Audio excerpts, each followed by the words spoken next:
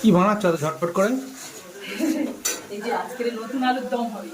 তাই? হ্যাঁ, আর এখানে কি হচ্ছে এটা? মশলা কষা চলছে।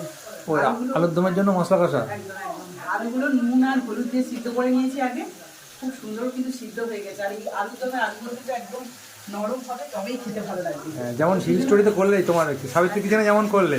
একদম। তো এখানে প্রেসারে সিদ্ধ করেছি, সেই জন্য আরো ভালো সিদ্ধ হয়েছে।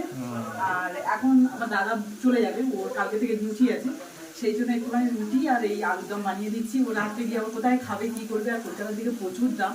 আর দুটো রুটি আর একটুখানি পোষাবেও না, খেয়েও পোষাবে না।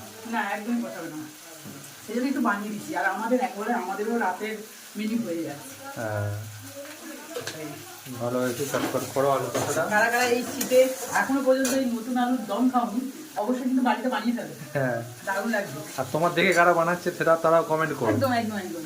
আর রুটি মাখা আছে? আটা মাখা আছে, এবার বানাবো, দমটা বানিয়ে নিই।